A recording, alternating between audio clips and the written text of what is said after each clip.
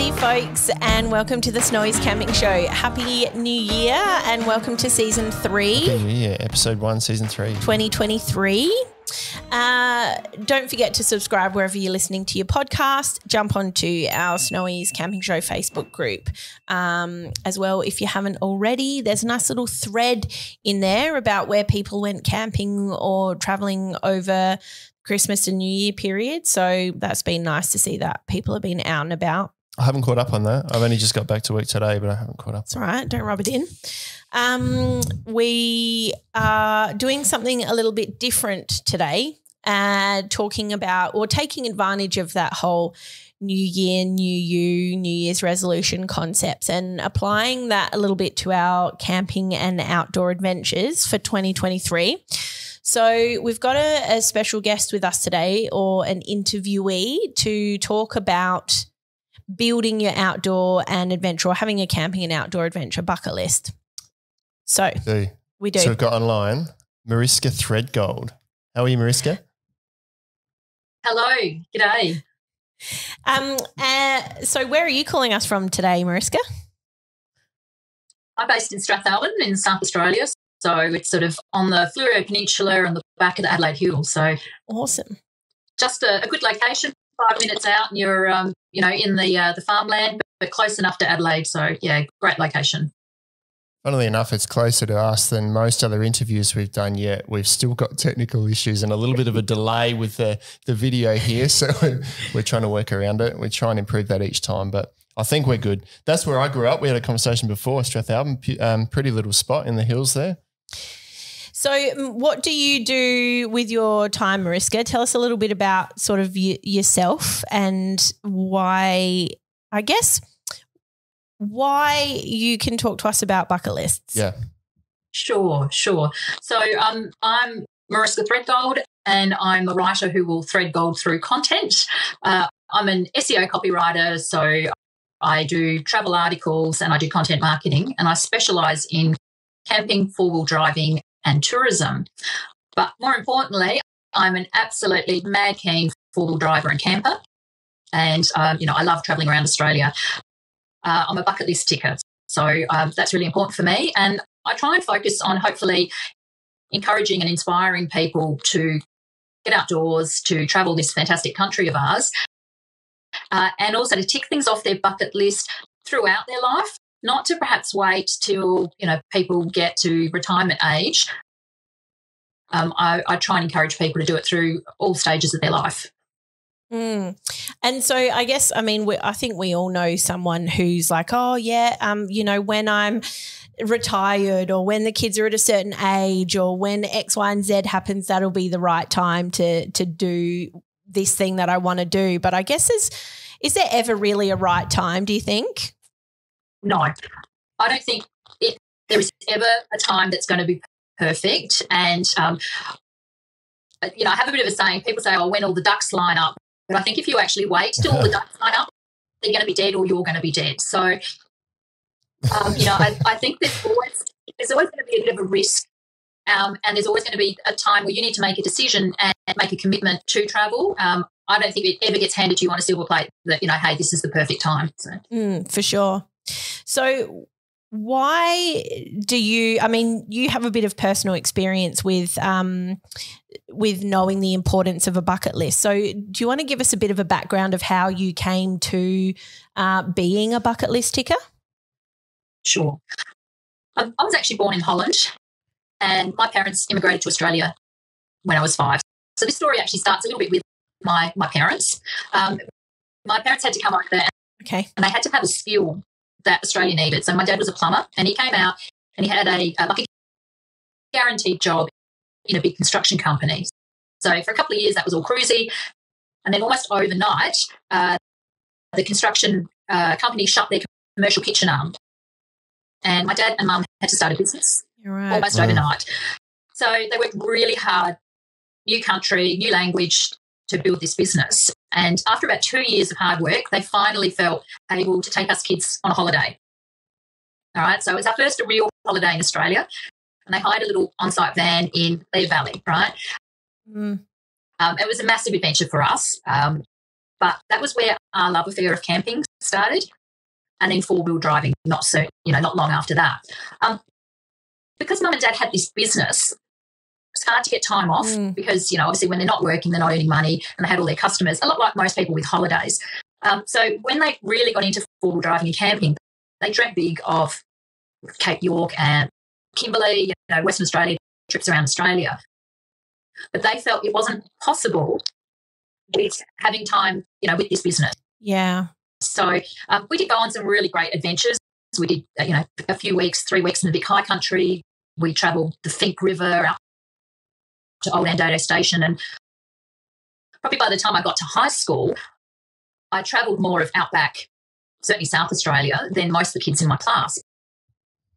But Mum and Dad's dreams were always that granddad dream. They were going to travel around Australia. Now, I think we know where this is going.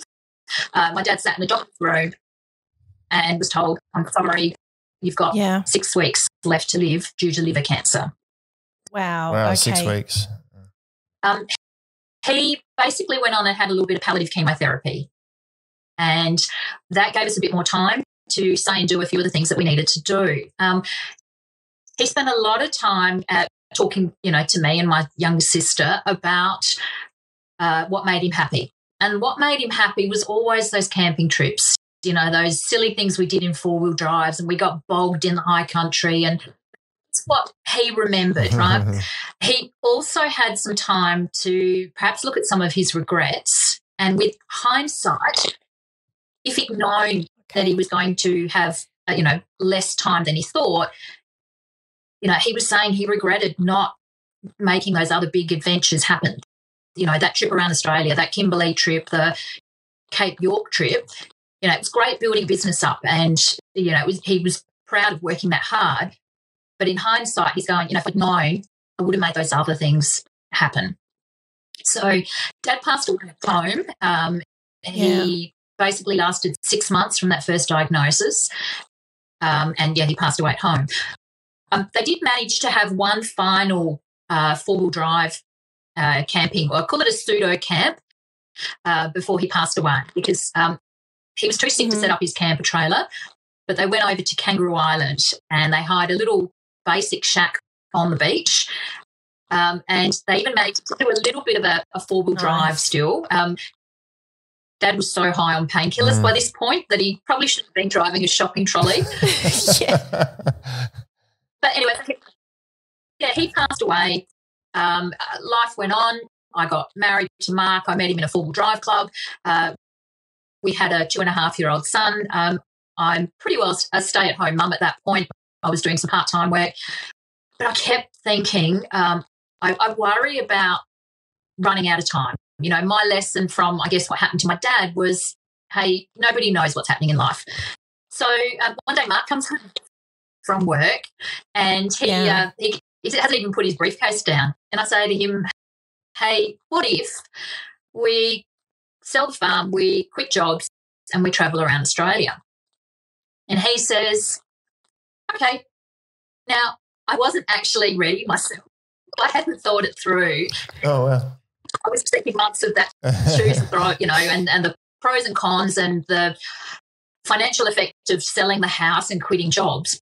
But, he was on board, and 6 weeks later we had our house on the market. And 6 months later we basically were technically unemployed and homeless, and we travelled around Australia for 10 months. Now, we had the most amazing adventure. Wow. We swam with dolphins and seals, and we kayaked with dugongs, and you swim in waterfalls. Ben, you've done some of this adventure as well.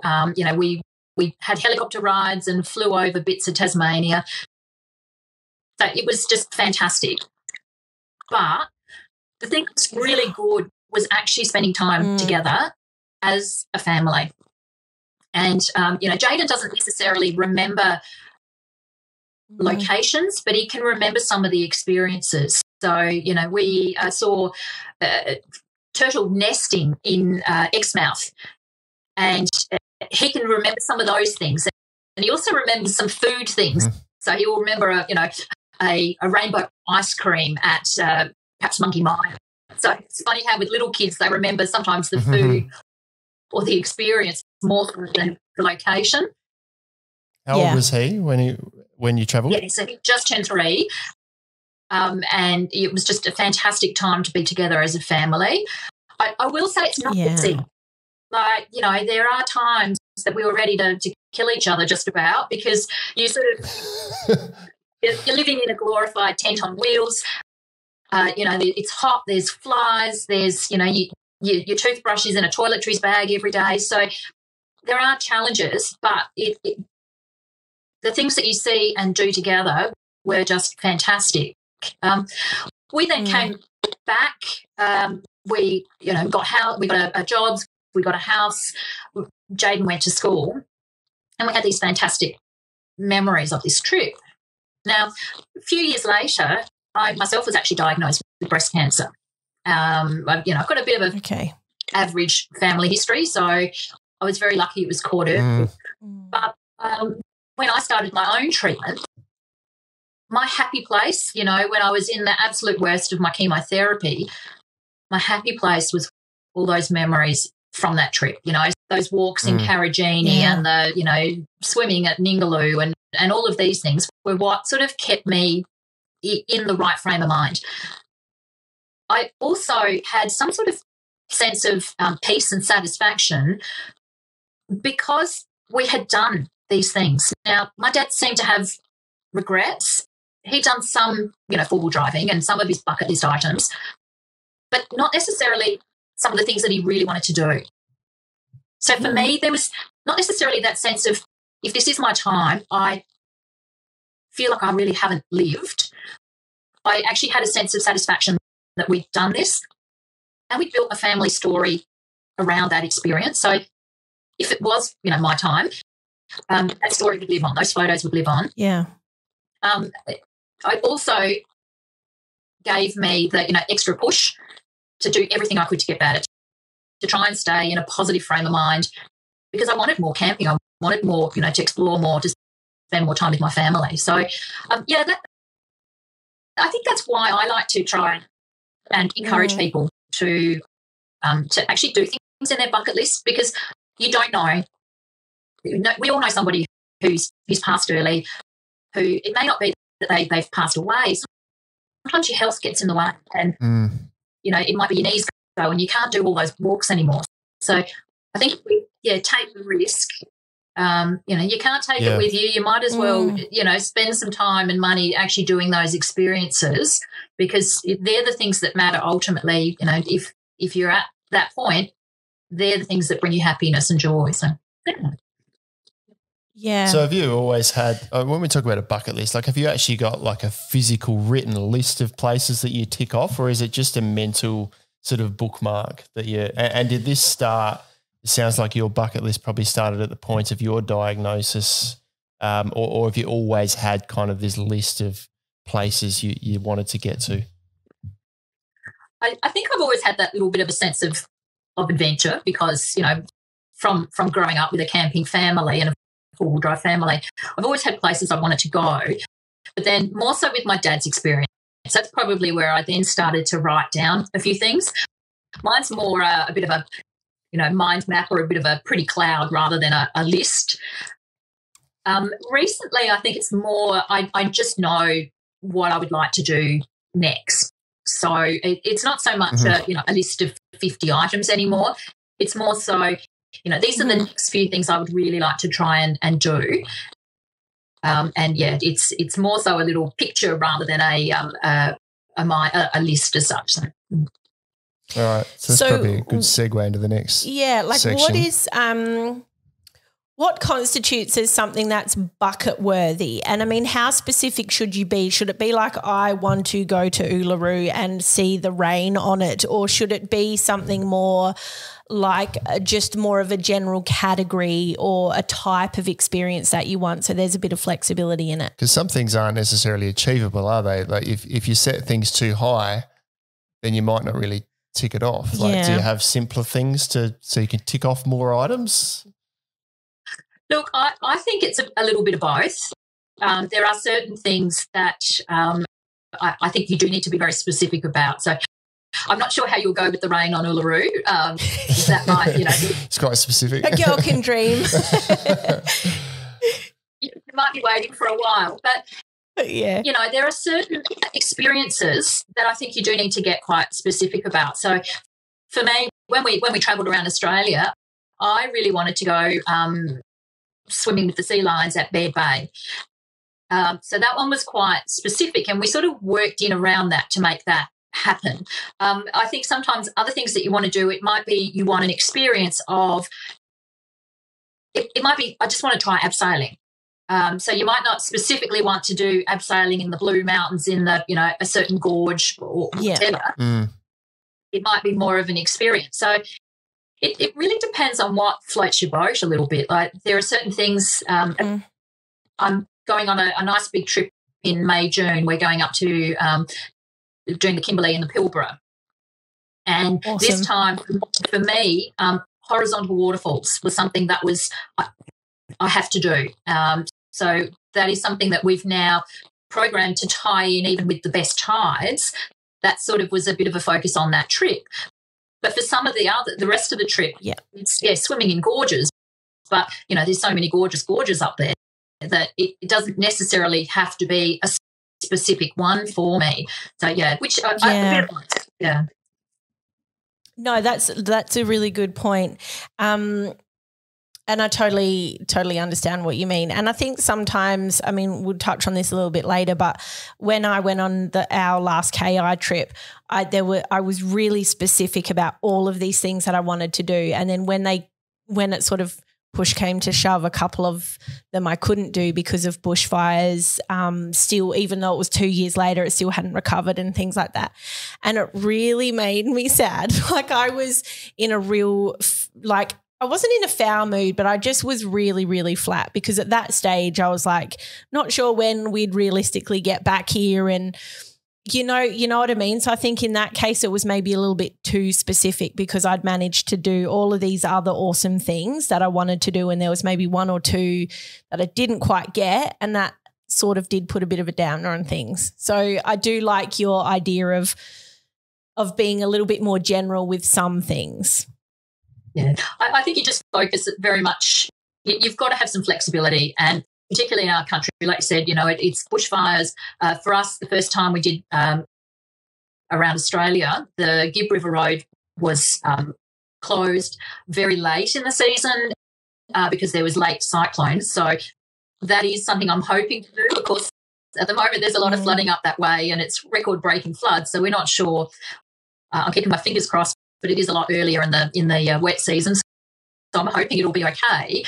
But yeah, there'll always be things that you say that's a must do, and then there's other things that you just have to go, be a little bit more flexible, and there is always a going back opportunity, but it might be at a different stage of your life as well. But and you might do things differently.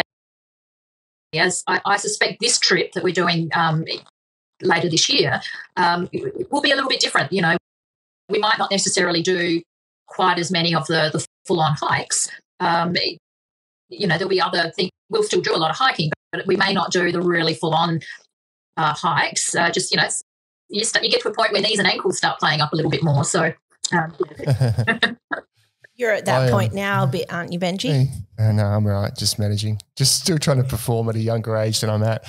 I too was hoping to do the Kimberley this year, same as you, and I'm looking at the floods now thinking, is that going to happen? But we're seeing friends this weekend and we're going to have a chat to them and maybe have a plan B. So we're still achieving something. But, there was a moment of like, oh, that was a big thing we were going to do, and that might not happen. But, that's kind of how it goes, isn't it? You've got to manage those changes and maybe have a backup plan on your bucket list that you can switch to. If you plan the time off, you might as well have an alternative to go to, especially nowadays with all the flooding and fires and everything. Some of these remote locations can change, with very quickly with the change of weather, whether you can get there or not.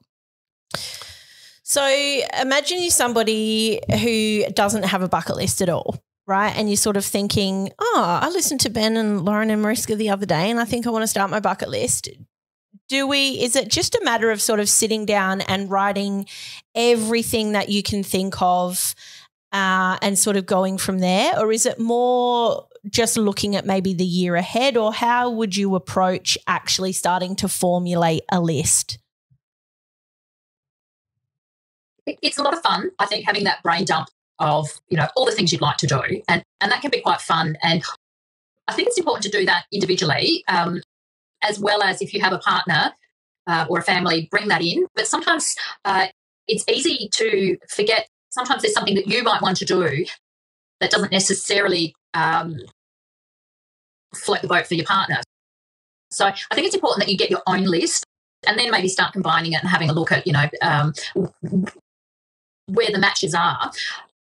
But once again, you need to be realistic about it. Can be very overwhelming if you have this list of 100 things that you want to see and do.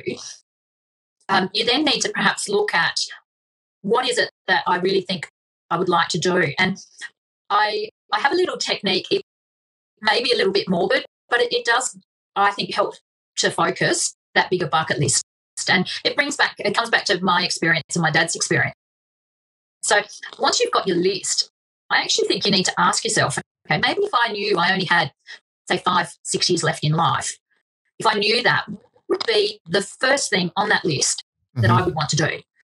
Because if you knew that you only had that length of time left, you'd make it happen. You would find a way to make that happen.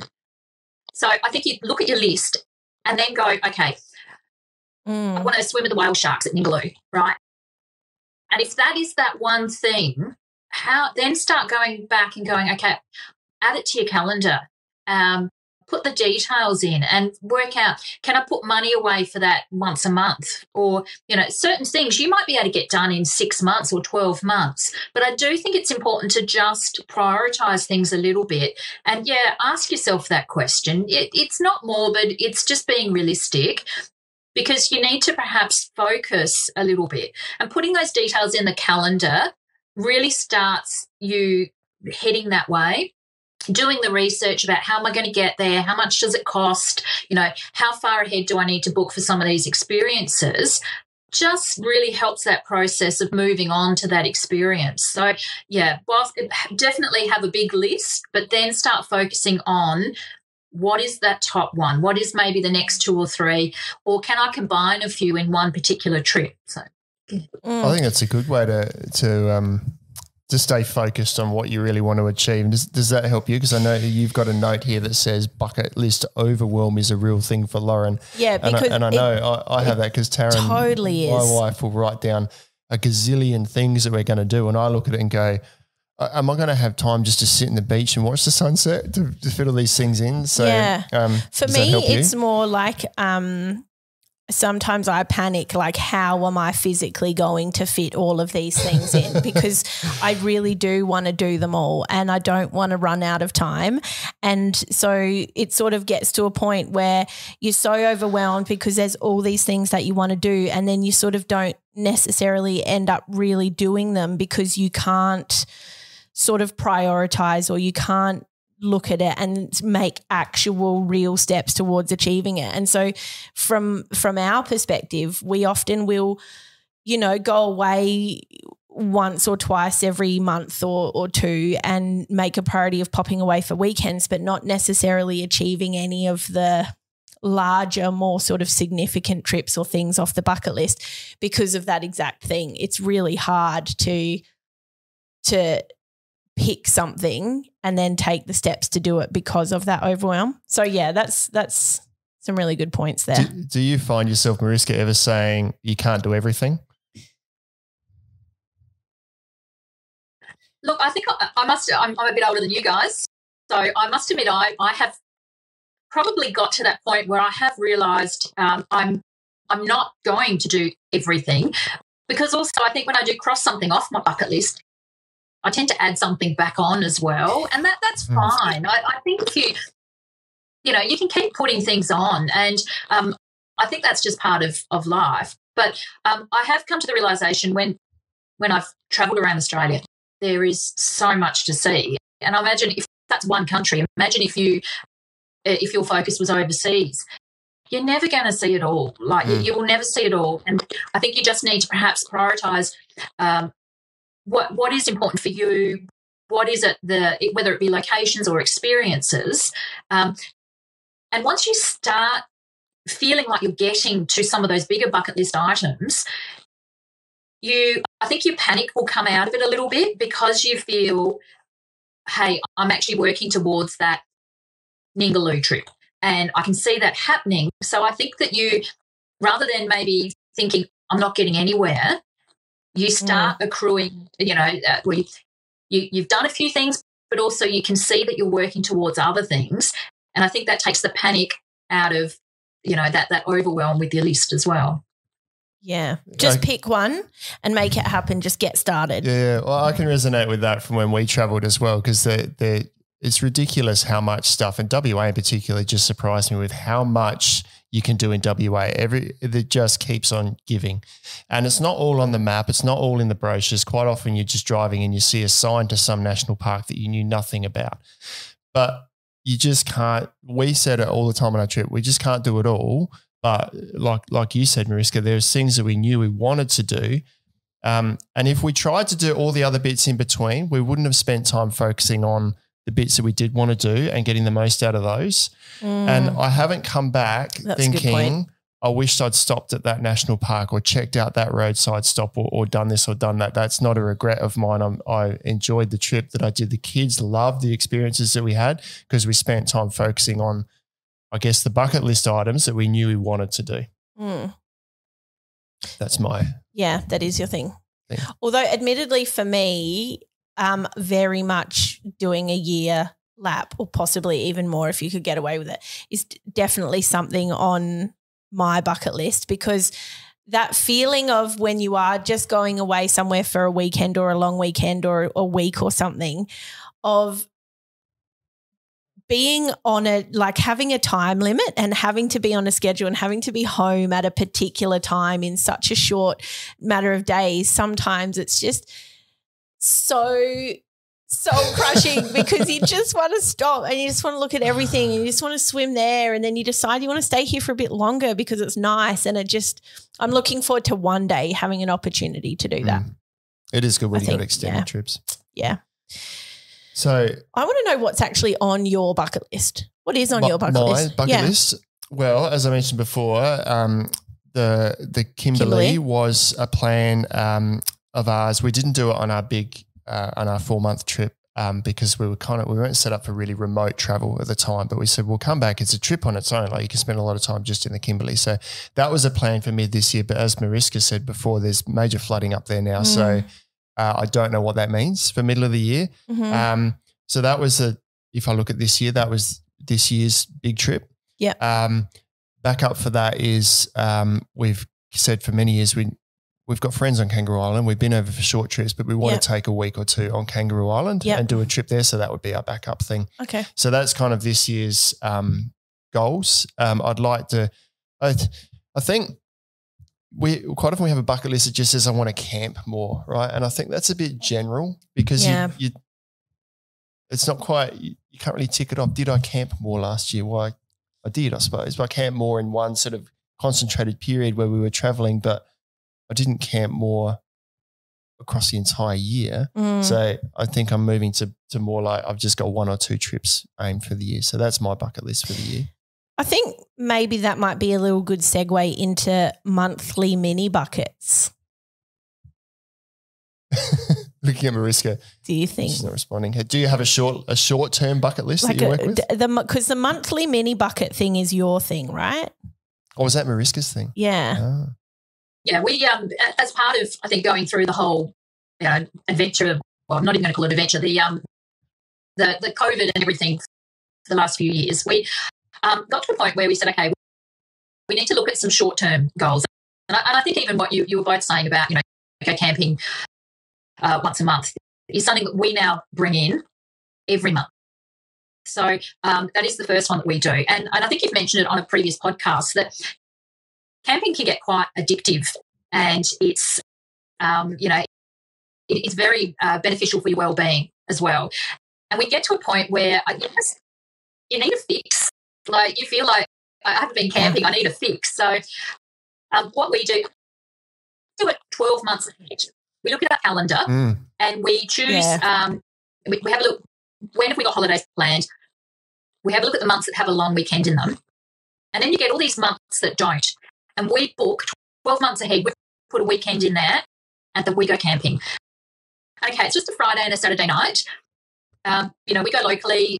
It doesn't have to be far. We've got lots of national parks within a short distance, or within a few hours that we can get to from where we are.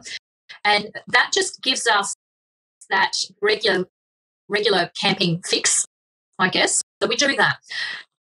The other thing we do, we've created, and it's not necessarily even camping related, we have what we call a little day out. And this relates back to our bucket list, because we do enjoy getting outdoors. We enjoy driving. I'm also a little bit of a foodie. So for me, food experiences while we're traveling is a lot of fun as well. So with our little day out, it consists of three things. We go for a drive, we have a walk or a hike, and we go and have some food. Now, what we try and do, we take it in turns organising it. So it's a bit of a surprise.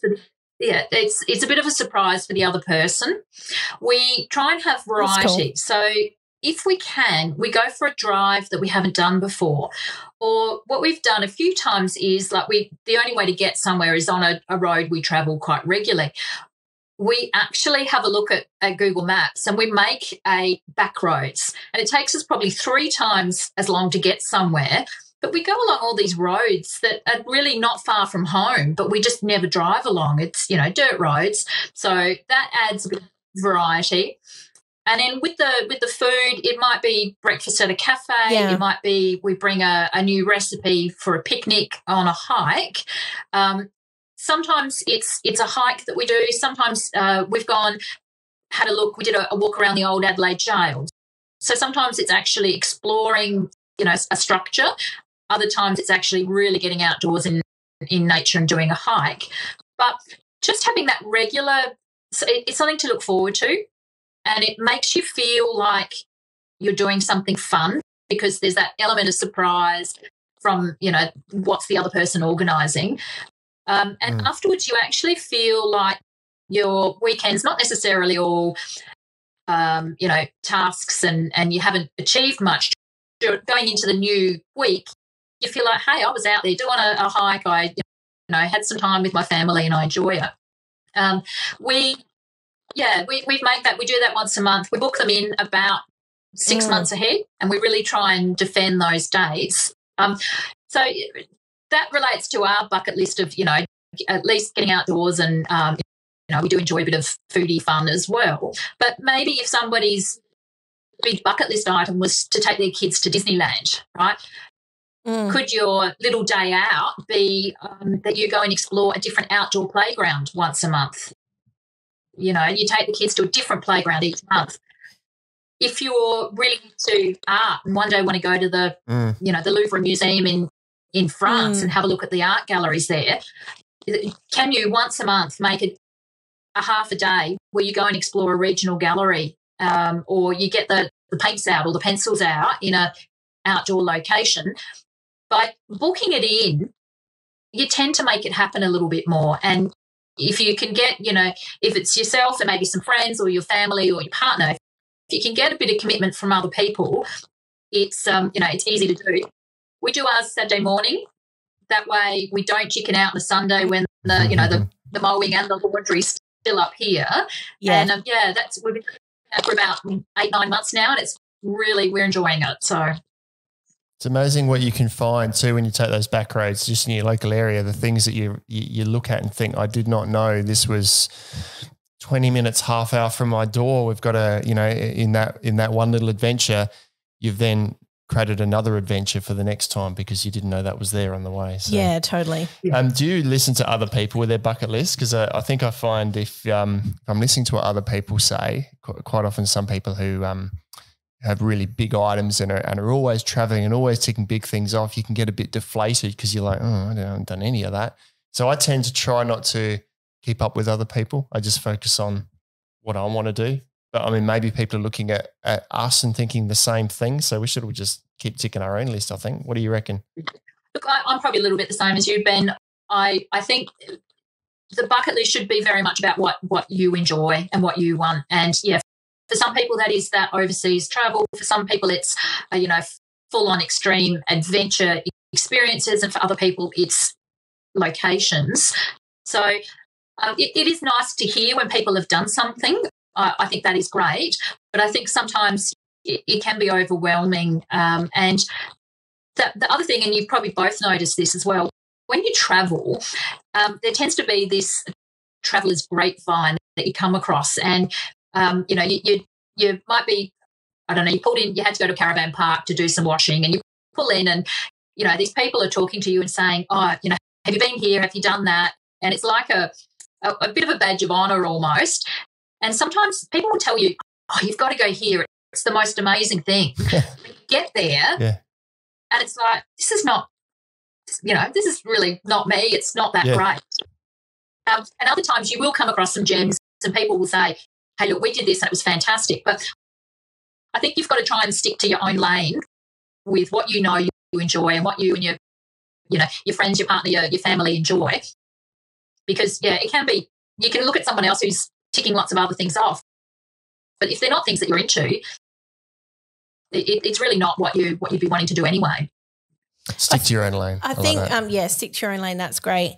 And I think also social media probably has a lot to answer for in this context as well, because I know from my own personal experience, going somewhere that I've seen on social media, and also, to be fair, in like travel magazines and highly stylized stuff, and rocking up and being like, checking, this definitely and it was the right place, but it didn't. It's not photoshopped.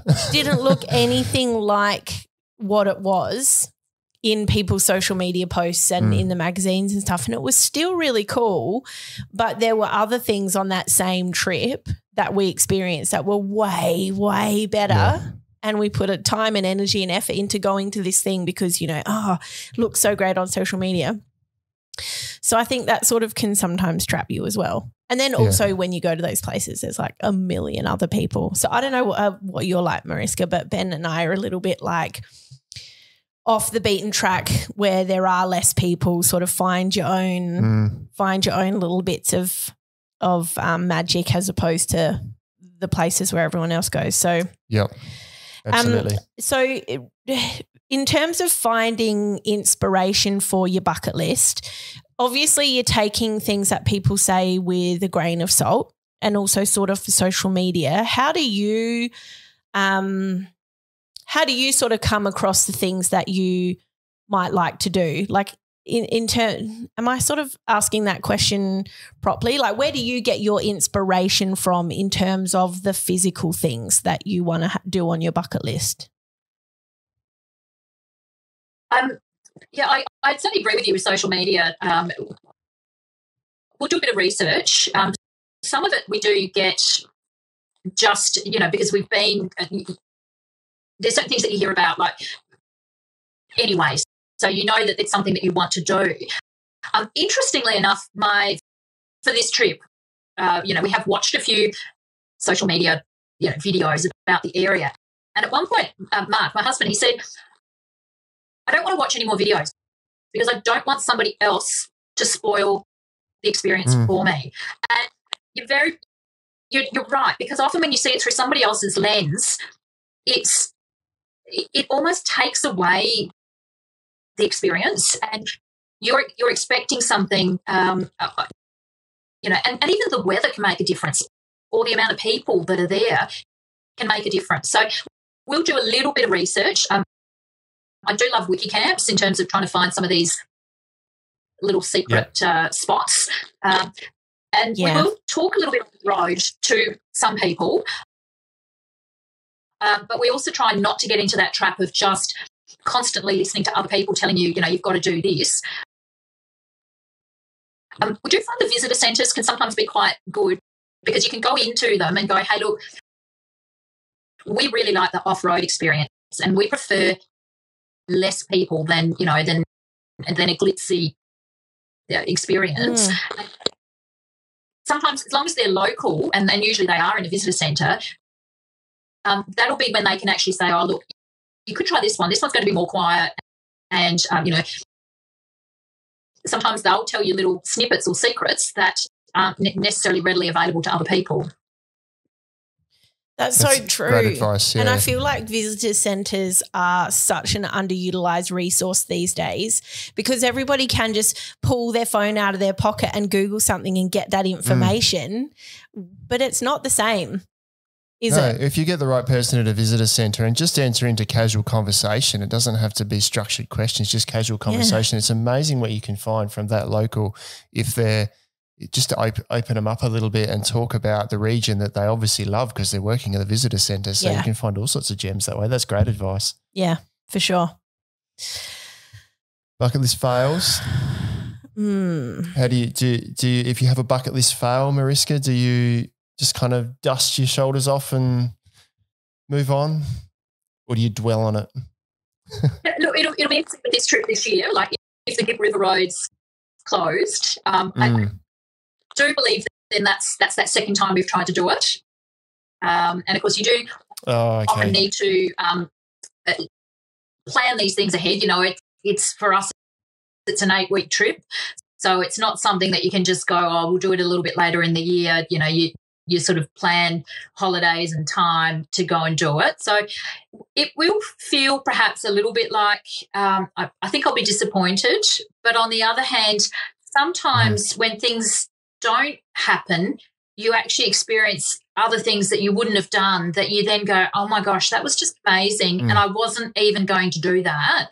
So I am a little bit of I do believe sometimes in a bit of fate that things happen for a reason, and sometimes there's actually other experiences that you're going to have. So I don't think you should ever look at it as a fail, because I think you get other experiences, and that doesn't mean that you can't maybe plan to do it again, But, certain things take a lot longer to put into practice or to, set into motion. Yeah. But, that if we don't get there this year, that doesn't mean I'm not going to be able to do it down the track again. And there'll be we'll do other things. We'll go to, other locations and have a great time. So. Good one. Well, I don't know about you, Benji, but I'm really hoping that the Gibb River Road works out for Mariska this year. Yeah. Well, I want to go too, yes. I'm hoping it's open. Well, for both of you. For friends, yeah. We'll pray to the camping gods. So there we go. That's right. I'm going to go to KI if it doesn't work out. Yeah. Hit me up about that. I'm all out of questions, but me too. Hey, Mariska, is there anywhere people can read about your adventures? I know you have a copywriting business that you write for other people, but do you write about your adventures as well? Look, I actually don't do a lot of that at the moment. I have just started a blog with the business, and I will do a bit more of that, as I'm traveling around. Some of the articles I've written have been more in publications, so, particularly four-wheel drive publications. So there are a few of those on my website. I have got some links to some of the articles that I've written. I do hope to add, my blog will be, yes, a copywriting, but it will also, I will be adding a few more of my actual, trying to inspire people and adding more of that. Particularly my goal with this business is hopefully to build it up so that then I can travel more from generally, as long as you've got some internet connection at some point, you can actually do this in a lot of different locations. So that's what I hope to do. And yes, I will be doing more of that. But most of my stuff has been in other publications. So there's a few on the website. So I think a little birdie might have told me that we might be getting some blog articles from Mariska for Snowies sometime this year as well. I think so. Maybe. Yeah. So keep an eye out for that. If that's the case and you're not signed up to our newsletter, do that, because whenever we have new blog articles come out, they'll be notified in our email, in our Wednesday newsletter as well. So what's your website, just for the viewers in case they're interested? So it's basically my name. So www.mariska, Mariska, Threadgold, Threadgold.com.au. And So then you go to the blog and that's got a few, and actually you could go to the portfolio and that's got some links to the articles I have written. So cool. So Sweet. for those who want to follow, We'll put jump some on there. links in the show notes as well. And that was quite probably one of the more deep and meaningful interviews we haven't really we've had, done I think. a DNM before. Philosophical and Yeah. But I enjoyed it, and I'm sort of feeling like I want to go home like right now and like refine my list a bit and start working on something. Well, I've taken from it to think like, and it's not morbid, but you know, if I've only got a few years left, what would I do? The music's just started playing in my ears, and it's thrown me with what I was going to say. But stay in your own lane. Yeah. Focus on the things that really matter. Don't try and do everything. It's probably the 3 things I've taken from this. So hopefully that's useful for our viewers. Thanks so much, Mariska. Thanks, really Mariska. appreciate your time today, and we look forward to seeing more from you in the future. Take care. No worries. Take it easy. Have a good day. Bye. Great. That's season 1. Episode 1, season 3 wrapped up. So 301. Deep and meaningful conversation about New Year's resolutions. I really enjoyed that chat, and I actually am feeling quite inspired now to actually refine my bucket list and make things happen instead of just talking about it. We talk about that. We say every time, we didn't think we talked so long about it. But that was good, yeah. I think refine my bucket list to manage and achieve. Excellent. Cool. Thanks for tuning in again, guys. We will see you next week. See you later.